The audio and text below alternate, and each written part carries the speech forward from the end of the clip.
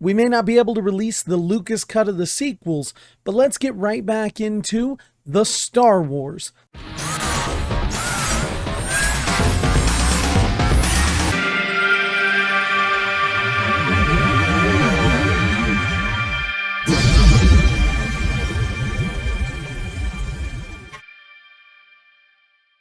So cool, we got Acolytes, I'm Jedi Starkiller, this is the SK base, and we are back in the Comic Book Cantina for this very late Midichlorian Mondays. Without further ado, let's just go ahead and jump straight back into George Lucas's The Star Wars, issue number 2, The Empire Strikes. After his youngest son is killed in an attack by a Sith Knight on the 4th moon of Utapau, Jedi Cain Starkiller and his surviving son Anakin decide to return to their homeworld of Aquilai.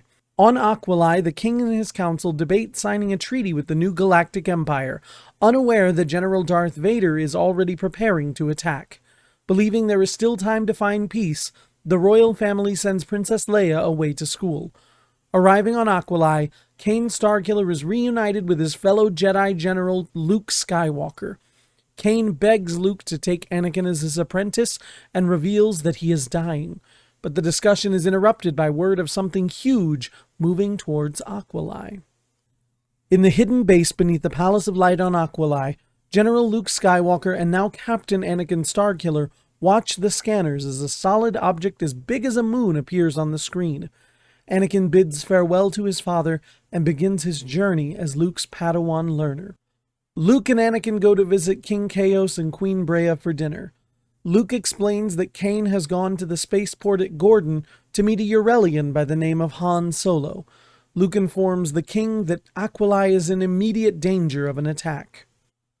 Luke laments that Whitson still has not reported in.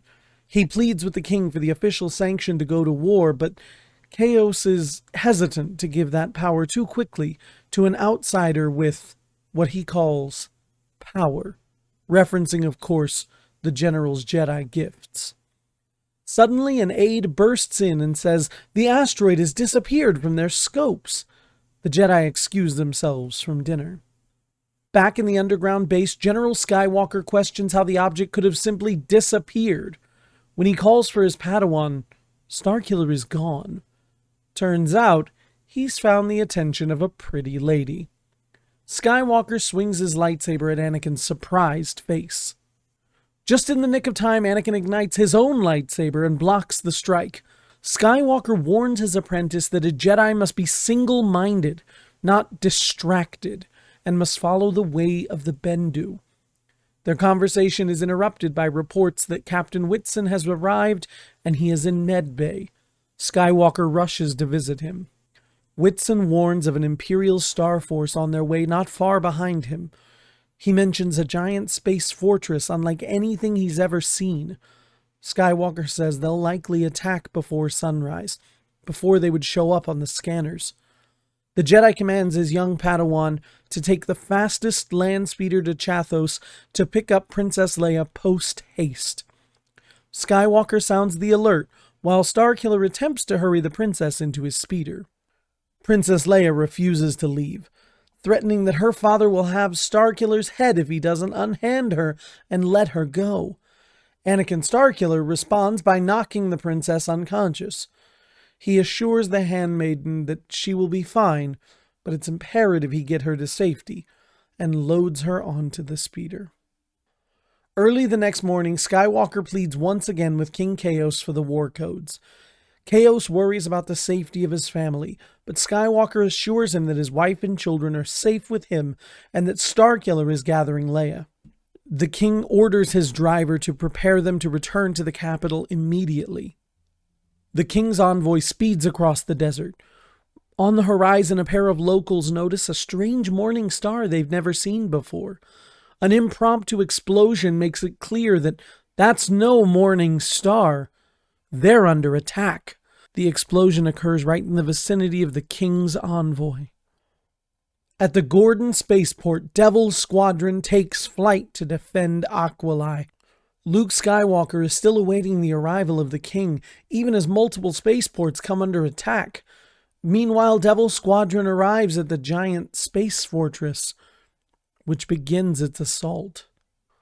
Skywalker commands Devil Squadron to concentrate their fire on the breath ports and lock areas, but that looks easier said than done as the massive space fortress launches lasers from all sides. Inside the space fortress, a blast ruptures the side and troops are sucked out into the vacuum of space. Luke Skywalker urges his soldiers caution. Devil Squadron is in awe of the massive power of this fortress. Devil 4 flies a little too close to one of the towers and is gone in a single blast. Back inside the fortress, troops hurry to escape from hull breaches opening up around the station. 2 droids scatter along with the troops. The gold humanoid droid cries about his impending doom, while the smaller silver astromech droid claims they are in no immediate danger. Falling debris proves him otherwise. Devil Squadron makes another round, scanning for a weak point. Another ship hit, another ship down. Back inside, the 2 droids bicker back and forth as they try to find some way to escape the disaster unfolding around them. In Governor Hodek's command center, the report comes in that while the situation is serious, it is by no means grave. Darth Vader tries to assuage the governor's fears, claiming not even a Jedi could penetrate this fortress. Hodak is more concerned about the project going over budget than he is anything else. General Skywalker receives word that the Aquilian Senate has voted to surrender and end the war. Skywalker refuses to concede without the king's own say-so. Meanwhile, Starkiller still hasn't reported back with the princess, and they're long overdue. More Devil Squadron fighters continue their assault. Another ship down. The 2 droids inside the fortress argue about whether or not they should flee in an escape pod.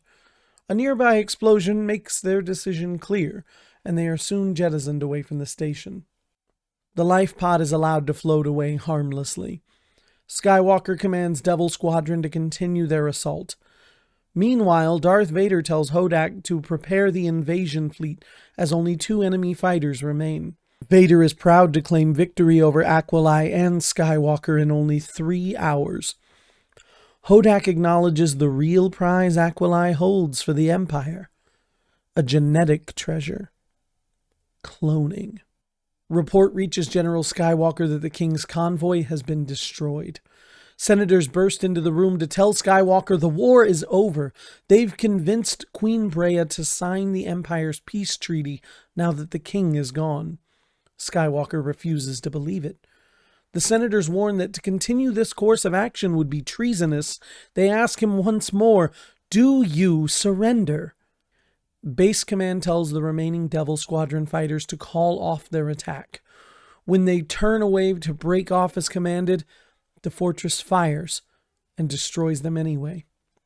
In a rage, Skywalker asks, "Is this the peace the Empire promised?" Make no mistake, this war is just beginning. Next, Rise of the Sith. Until next time, for light and life, for the Republic, this is the way. You are now leaving the SK base. Don't forget to like, comment, share, and subscribe. And never forget, the Force will be with you, always.